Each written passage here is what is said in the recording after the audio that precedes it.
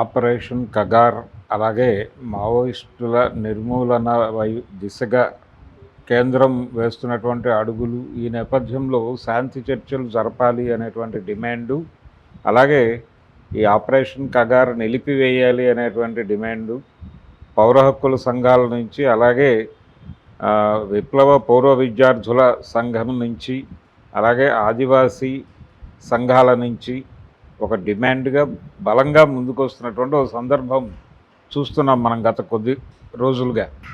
ముఖ్యంగా కర్రెగుట్టల్లో జరుగుతున్నటువంటి ఒక రకంగా కర్రెగుట్టల్ని చుట్టుముట్టి ఆ లోపల ఉన్నటువంటి మావోయిస్టులందరినీ చంపేయటమే ప్రోగ్రామ్గా పెట్టుకుని అక్కడ మోహరించినటువంటి కేంద్ర బలగాలు, అలాగే వాటికి మద్దతుగా నిలబడుతున్నటువంటి రాష్ట్ర బలగాలు.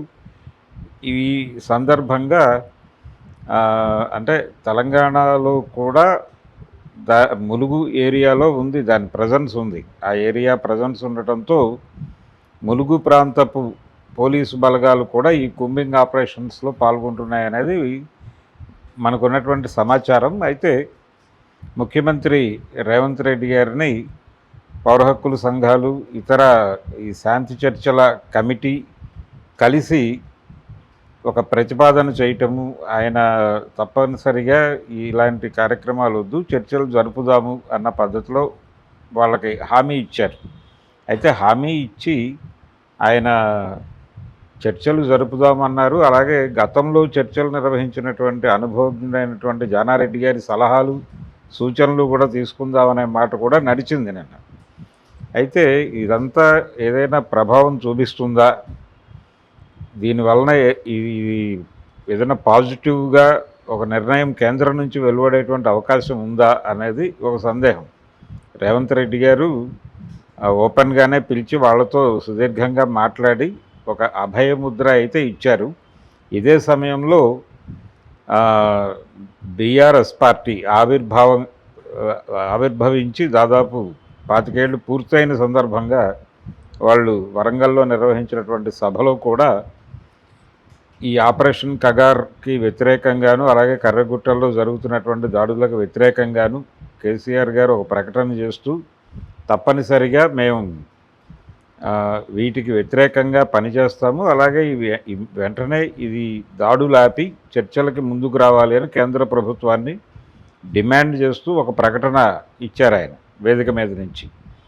ఈ విధంగా అటు బీఆర్ఎస్ ఇటు కాంగ్రెస్ రెండు కూడా, అంటే తెలంగాణకు సంబంధించి అధికార పార్టీ అలాగే ప్రతిపక్షం రెండూ కూడా ఈ కగార్ ఆపరేషన్ నిలిపివేయాలి అని, అలాగే నక్సలైట్లతో చర్చలు జరపాలి అనేటువంటి ఏదైతే పౌర సమాజం నుంచి డిమాండ్గా ముందుకు వస్తుందో ఆ డిమాండ్ని బలపరచడం అనేది కనిపిస్తుంది.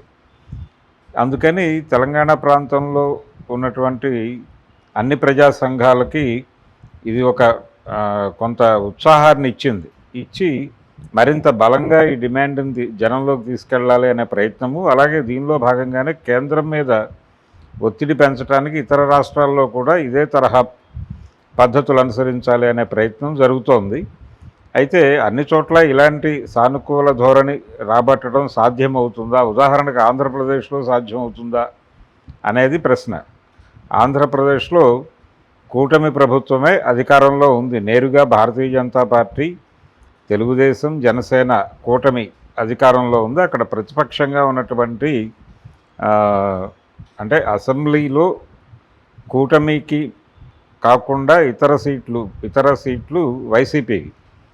ఈ వైసీపీకి నిజంగా ఆపరేషన్ కగార్ ఆపేయాలి అని డిమాండ్ చేసే పరిస్థితి ఉందా అనేది ప్రశ్న. జగన్మోహన్ రెడ్డి గారిని ఒకసారి కలిసే అవకాశం ఉందా? ఇలా ముఖ్యమంత్రి రేవంత్ రెడ్డి గారిని పౌర హక్కుల సంఘాలు, అలాగే శాంతి చర్చల కమిటీ వీళ్ళందరూ వెళ్ళి కలవగలిగారు. జగన్మోహన్ రెడ్డి గారు ప్రతిపక్ష నాయకుడిగా ఉన్నాడు, ఆయన కలవగలరా అనేది ప్రశ్న. వారిని కలిసి వారికి పరిస్థితి అర్థం చేయిస్తే వారు ఈ ఆపరేషన్ కగార్ ఆపేయండి అని చెప్పే పరిస్థితిలో ఉన్నారా?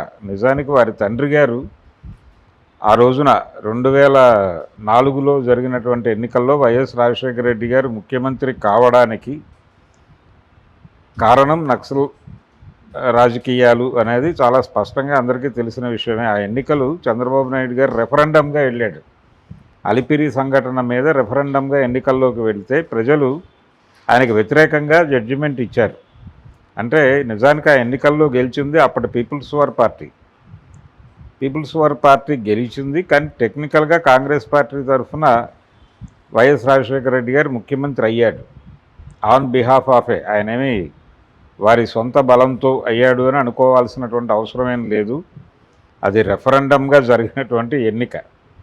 అయితే రాజశేఖర రెడ్డి గారు అందులో భాగంగానే చర్చలు అనే ప్రతిపాదన ముందుకు తీసుకొచ్చాడు. మేము చర్చలు జరుపుతాము అన్నాడు, శాంతియుత వాతావరణం రావాలన్నాడు, సీజ్ ఫైర్. నిజానికి ఆ రోజున చర్చల ప్రతిపాదన పౌర సమాజం చేసింది, ఇరుపక్షాలతోనూ పౌర సమాజం, శంకరన్ గారు, పొత్తూరు వెంకటేశ్వరరావు గారు ఇలాంటి వాళ్ళు చొరవ తీసుకుని చేసినటువంటి ప్రయత్నం అది. ఆ ప్రయత్నంలో కూడా రాజశేఖర రెడ్డి గారు చర్చలు ప్రారంభమైన రోజే అప్పటికి మావోయిస్టు పార్టీ, అప్పటి పీపుల్స్ వార్ పార్టీ వ్యతిరేకిస్తున్నటువంటి పులిచింతల ప్రాజెక్టుకి శంకుస్థాపన చేసి వచ్చాడు. ఇక్కడ చర్చలు ప్రారంభమయ్యే రోజే అక్కడ శంకుస్థాపన చేయటం అంటే చాలా స్పష్టంగా ఆయన చర్చల పట్ల నాకు చిత్తశుద్ధి లేదు అని ప్రకటించుకున్నట్టే అర్థం చేసుకోవాల్సి ఉంటుంది. అలా చర్చలు ఫలవంతంగా జరగలేదు, అర్ధంతరంగా ముగిసినాయి. మొదటి విడత చర్చలు, తర్వాత విడత చర్చలు అన్నారు. మొదటి విడత చర్చల ముగింపు రోజే ఫర్దర్గా చర్చలు ఉండవు అనే విషయం స్పష్టంగా అర్థమైపోయింది అందరికీ. ఆ తర్వాత వెంటనే చిన్నారూట్ల గేట్వేగా చేసుకుని నల్లమల్లో ఉద్యమాన్ని నిర్మూలించడానికి పోలీసు సైన్యం ఎంత ప్రయత్నం చేసిందో మనం చూసాం. మాధవ్ అనేటువంటి కార్యదర్శి పీపుల్స్ వార్ సెక్రటరీ హత్య వరకు అది కొనసాగింది. అలా టోటల్గా ఆంధ్రప్రదేశ్ ఉమ్మడి రాష్ట్రంలో నక్సల్ ఉద్యమాన్ని అణిచివేయటానికి వైఎస్ రాజశేఖర రెడ్డి గారి ఆధ్వర్యంలో కాంగ్రెస్ ప్రభుత్వం ఎంత ప్రయత్నం చేసిందో మనకు స్పష్టంగా తెలుసు. కాబట్టి ఈ నేపథ్యంలో చూస్తే ఇప్పుడు జగన్మోహన్ రెడ్డి గారు అక్కడ ప్రతిపక్షంగా ఉన్నాడు. మరి ఆయన ఈ పరిస్థితిని అర్థం చేసుకోగలడా? చేసుకునే పరిస్థితి ఉందా ఆయనకి?